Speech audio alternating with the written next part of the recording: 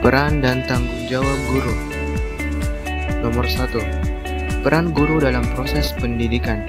Menurut Undang-Undang Nomor 20 Tahun 2003 tentang Sistem Pendidikan Nasional, pendidik merupakan tenaga profesional yang bertugas merencanakan dan melaksanakan proses pembelajaran, menilai hasil pembelajaran, melakukan pembimbingan dan pelatihan, serta melakukan penelitian dan pengabdian kepada masyarakat. Bagian A. Peran guru sebagai pendidik. Guru adalah pendidik yang bertanggung jawab untuk menyampaikan pengetahuan, keterampilan, dan nilai-nilai kepada siswa. Mereka merancang dan menyampaikan materi pembelajaran dengan menggunakan metode dan strategi yang sesuai untuk memfasilitasi pemahaman siswa. Peran ini merupakan aspek mendidik, sebab tidak hanya berkenan dengan pengetahuan, tapi juga menyangkut pengembangan kepribadian dan pembentukan nilai-nilai para siswa. Bagian B. Peran guru sebagai pembimbing. Guru berperan sebagai pembimbing yang membantu siswa dalam mengembangkan potensi mereka. Mereka memberikan bimbingan akademik, serta membantu siswa dalam mengatasi kesulitan belajar, merencanakan karir, dan mengatasi tantangan pribadi. Bagian C. Fasilitator pembelajaran. Guru memainkan peran sebagai fasilitator pembelajaran dengan menciptakan lingkungan yang memungkinkan siswa berpartisipasi aktif dalam proses pembelajaran. Mereka menggunakan berbagai strategi, sumber daya, dan teknologi pendidikan untuk memfasilitasi pemahaman dan keterlibatan siswa. Bagian D.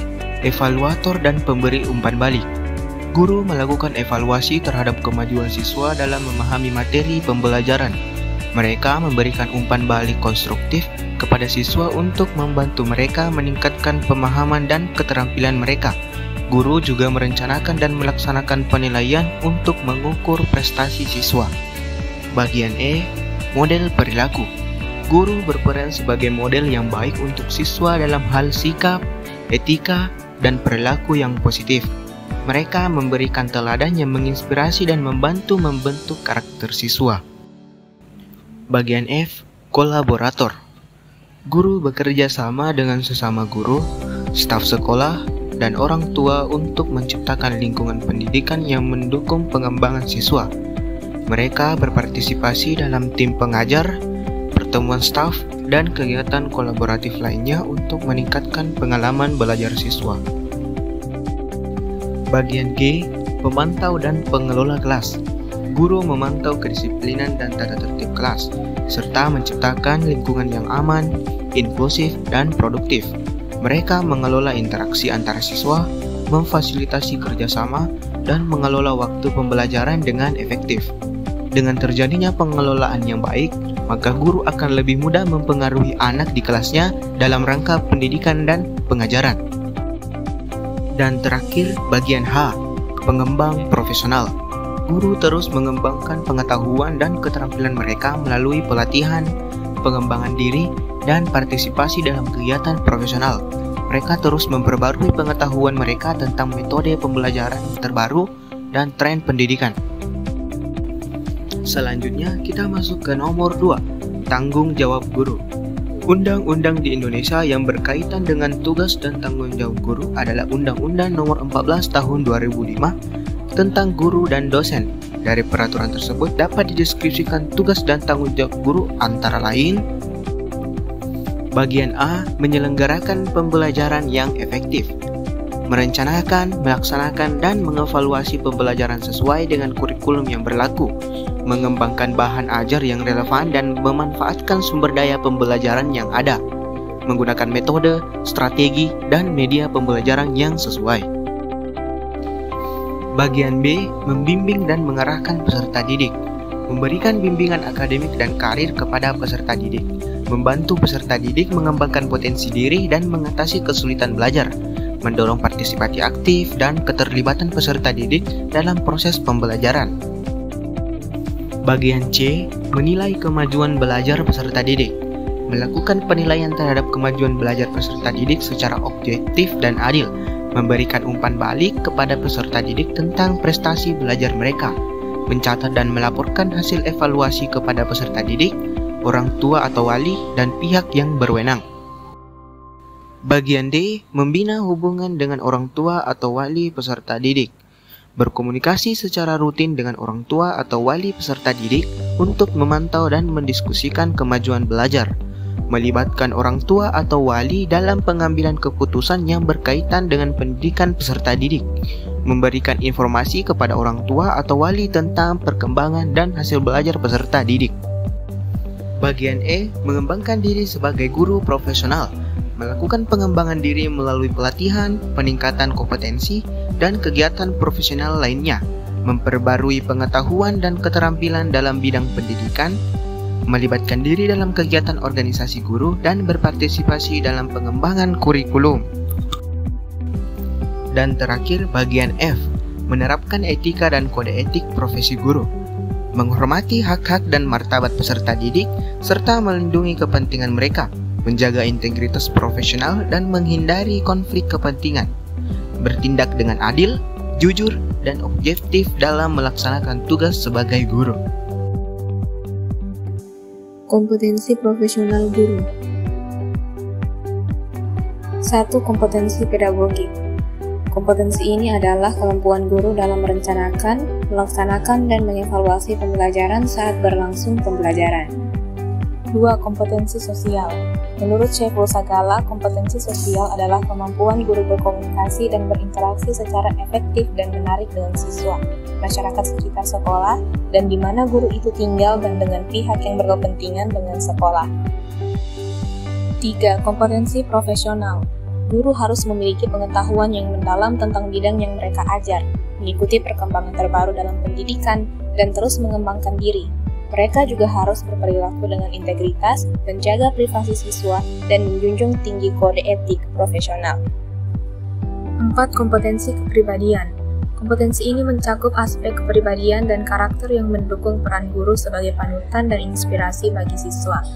Guru harus memiliki integritas, kejujuran, empati, ketekunan, dan keteladanan yang baik. Masuk pada bagian C, yaitu pengembangan profesionalitas dan pelatihan guru. Pendidikan dan pelatihan merupakan salah satu bentuk peningkatan profesional. Bentuk pengembangan yang baik adalah pengembangan yang dilakukan sesuai kebutuhan kerja dan memiliki strategi yang tepat. Program yang dapat dilakukan yaitu pendidikan dan pelatihan. Adapun profesional adalah suatu pekerjaan yang dilakukan seseorang yang memerlukan kecakapan dan kompetensi yang sesuai dengan standar mutu serta memerlukan pendidikan profesi. Ada beberapa hal yang perlu diperhatikan dalam pendidikan dan pelatihan. Yang pertama yaitu analisis kebutuhan. Analisis kebutuhan dilakukan untuk mendiagnosa kebutuhan dari peserta pelatihan. Kebutuhan yang mendasar yaitu masalah yang dihadapi guru sekarang dan tantangan yang akan dihadapi nantinya. Dengan analisis kebutuhan, tujuan pelatihan akan lebih mudah tercapai serta tepat sasaran. 2. Penentuan sasaran. Tahap selanjutnya penetapan peserta pelatihan dan melihat kebutuhan dari setiap peserta. Karena setiap peserta memiliki kebutuhan yang berbeda, maka dari itu penyelenggara harus lebih cermat termasuk dalam pemberian materi. Pada tahap ini, perekrutan dan penetapan pemateri juga harus diperhatikan. Pemateri yang ditunjuk benar-benar memiliki kompetensi di bidang tersebut. 3. Penetapan isi program. Isi program sangat penting dalam pelatihan. Maka dari itu perlu untuk membuat isi program yang kreatif, mulai dari merancang lingkungan pelatihan, karena lingkungan mempengaruhi peserta dalam mengikuti pelatihan nantinya. Menetapkan metode-metode yang tepat digunakan selama memberikan materi pelatihan, dan membuat materi yang sesuai dengan kebutuhan peserta. 4. Evaluasi program. Evaluasi program dilakukan untuk melihat sejauh mana keberhasilan dari pelatihan tersebut. Penting dilakukan untuk menguji program pelatihan yang diberikan mampu mencapai tujuan yang ditetapkan. Bagian D, guru sebagai fasilitator pembelajaran. Contoh peran guru sebagai fasilitator antara lain: 1. Menggali potensi siswa. 2. Mengembangkan kemampuan intelektual, sosial, dan emosional. 3. Menggunakan fasilitas pembelajaran. 4. Bertindak sebagai mitra. Dan yang kelima, mengukur efektivitas. Dalam beberapa penelitian, efektivitas peran guru sebagai fasilitator telah ditemukan memiliki dampak positif pada hasil belajar siswa.